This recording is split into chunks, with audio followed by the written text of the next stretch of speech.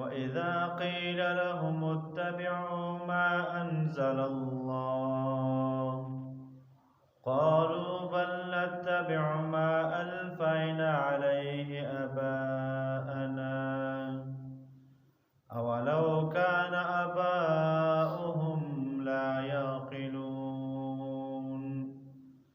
لا يعقلون شيئا ولا يهتدون.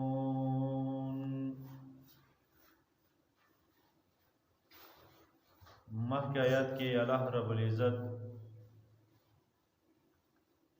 د بالسوء او د بالفحشاء د دې ذکر کړو.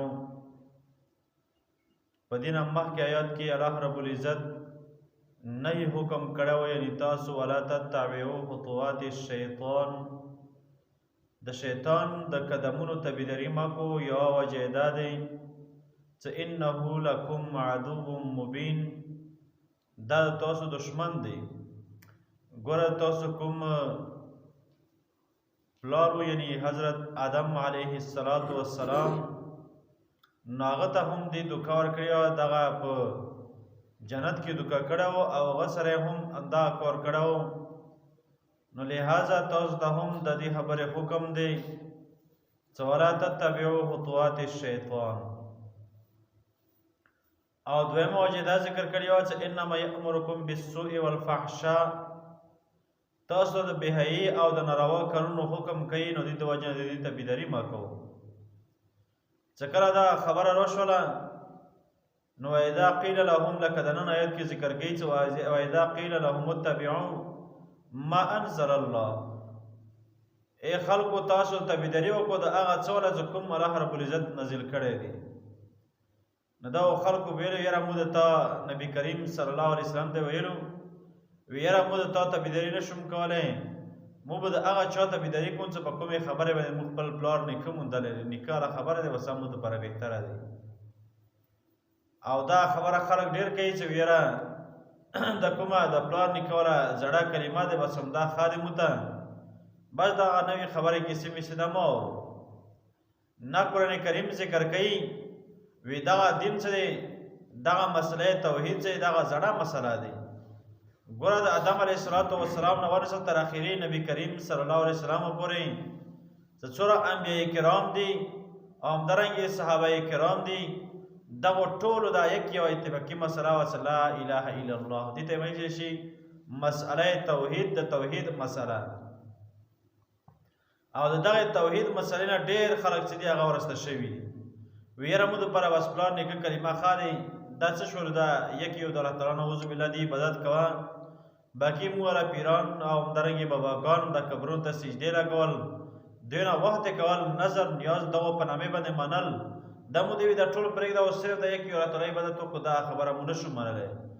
نه به د قرآن کریم څه کوم څه یي واذا قیل لهم اتبعوا ما انزل الله ای خلقو تاسو تابعداري وکړو د هغې خبرې والا څه کوم قرآن کریم کې الله تعالی نازله کړي دي. قرآن کریم کې ټول نه غټه مسله دغه یوه دی چې مسله توحید ورته ویلی شي، د الله تعالی نه کېدو یقین او مخلوق نه کېدو یقین. دا د قرآن کریم کې ټول نه غټه مسله دا یوه ذکر دی.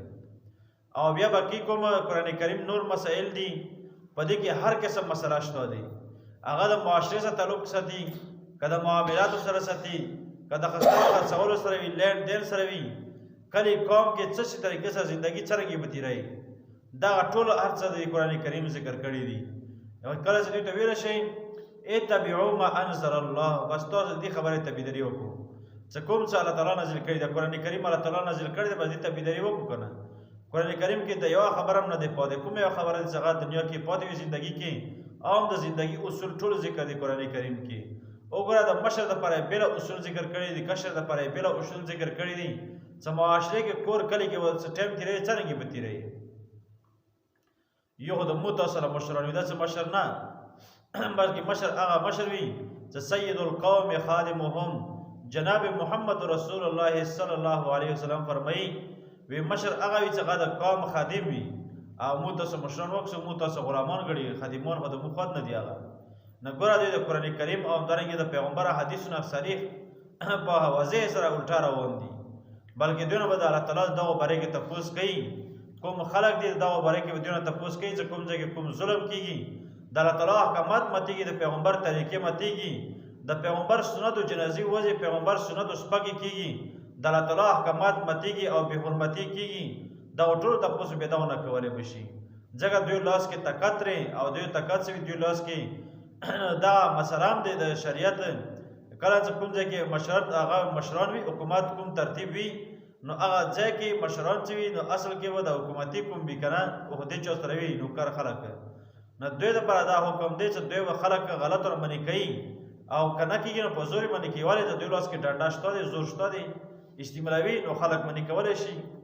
نو په کار دا دی چې موږ تاسو ټول د دغې مسلې توحید قرآن کریم کې کوم الله تعالی نازل کړي دی دې تابعداري وکړو، او همدارنګه قرآن کریم کې نور ګڼ احکامات دي، مسائل دي، د دې تابعداري وکړو. نو خالص او واضح او دغه ټول نیچوړ مقصد د دې آیات دا دی چې ګوره الله تعالی قرآن کریم نازل کړی دی، به دې تابعداري وکړو بس. او نن سبا الله تعالی د موږ تاسو په حال به رحم وکړي. قرآن کریم مخکې لکه څرنګه تېر شو که نه آیتونو کې چې دغه ذمه د علماو خلکو دی چې علما به خلکو ته قرآن کریم بیانوي، او ډېر خلک به داسې چې قرآن کریم نه بیخي مخ اړولی دی. نو دا خصوصا د علماو ذمهواري دی. په کار دا چې کوم جومات کې کوم مسجد کې کوم ځای کې امام وي او که امام صرف حفیظ وي علم نه وي کړی، نو په کار دی چې هغه محلې کې چې د بل هغه وي عالم وي یا بل وي خو چې ځنوي ترتیب دی وکړي، او همدارنګه د هر جومات کوم امام وي چې دوی ټول د الله تعالی کتاب والا درس شروع کړي، او همدارنګه د نبي کریم صلی الله علیه وسلم احادیث والا درس شروع کړي چې خلکو ته دغه د الله تعالی کتاب والا دا خبره د مثلا خلکو ذهن ته ورسېږي، د الله تعالی کتاب د دوی ذهن تسلیم کړي چې د الله تعالی کتاب هر څه ذکر کړي دي، پیغمبر حدیث هر څه ذکر کړي دي، موږ کومې خبرې پسې روان یو. دا د کوم غیر مذهبه خلکو طریقې دا طریقې مو پرېږدو او یو د الله تعالی کتاب ته تابعداري وکړو، د جناب محمد رسول الله صلی الله علیه وسلم ته تابعداري وکړو، او همدارنګې د نیکانو خلکو ته تابعداري وکړو. او بله د یو آیات کې مسله ذکر کېږي ډېره اوږده او غټه اختلافي مسله دی چې هغې مسلې تېری شي تقلید، او بیا دې کې تقلید په دوه قسمه باندې یو تقلید شرکي دی، شرک تقلید پوه شئ. خلک داسې وي چې یو هغه وي د مشر وي مشرک وي کافر وي هغه پسې روان شي، ویره به د مو مشر دا څه وي بس مو هر څه معلوم دې پسې مو اقتدا دی. او یو وي تقلید شرعي، هغه تقلید چې هغه د یو بنده یو انسان وي او د الله تعالی کتاب سنت موافق مسائل دین ښیي د دې سره تقلید او د دې سره تابعداري کول. او بل دین علاوه تقلید سره قرآن کریم کې 4 آیتونه داسې چې هغه ثابت شوی دی، او همدارنګه د نبی کریم صلی الله علیه وسلم ګڼ احادیث دي، څو احادیثونه د تقلید سره دا ثابتېږي، او همدارنګه د قرآن کریم